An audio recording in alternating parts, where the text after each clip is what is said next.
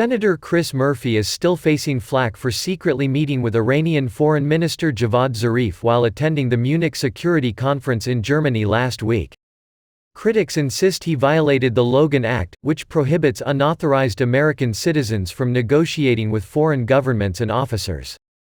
He said, "A lack of dialogue leaves nations guessing about their enemies' intentions, and guessing wrong can lead to catastrophic mistakes." Murphy's meeting has also prompted renewed scrutiny over former Secretary of State John Kerry's meeting with Iranians a few years ago as President Trump was trying to pressure the regime. From the Daily Beast, as the Trump administration sent warplanes and an aircraft carrier to the Persian Gulf, a small group of former Obama administration officials reached out to their contacts in the Iranian government, including Foreign Minister Mohammad Javad Zarif. Their message to Iran: "Don't take Trump's bait, stay calm."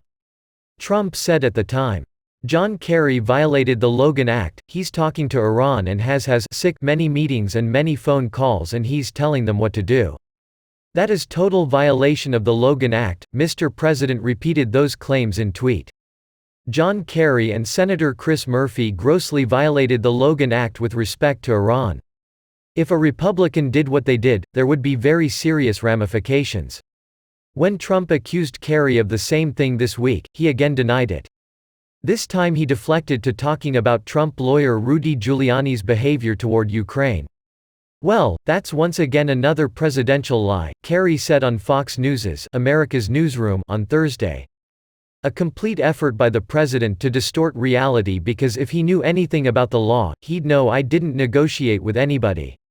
I did what every senator and secretaries of state in history have done, which is continue to go to conferences abroad or have meetings in order to be well informed. We engaged in no negotiation.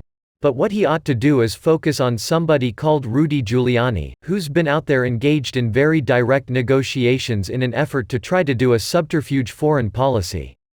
So let's get real here, which is something the president doesn't like to do. Trump argued, is the one putting our country in danger by approving the killing of Iranian terror leader Qasem Soleimani without his definition of justification." Kerry explained saying, "It didn't happen because Iran happened not to kill an American when they responded. If they had killed an American, we would have been at war.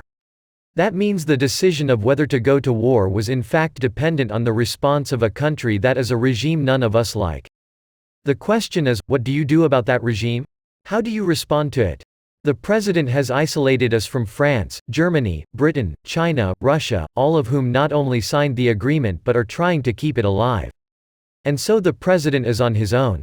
If he had gone to war, the United Nations Security Council would not have been with the United States. Our allies would not have been with us. We'd have been on our own. That is not the way to put American soldiers at risk. If responsible for the deaths of hundreds of American troops, orchestrating the recent attack on the U.S. Embassy on Iraq, and was plotting more in the imminent future." Secretary of State Mike Pompeo told reporters traveling with him in Munich this week that under Trump the U.S. must never cower to Iran.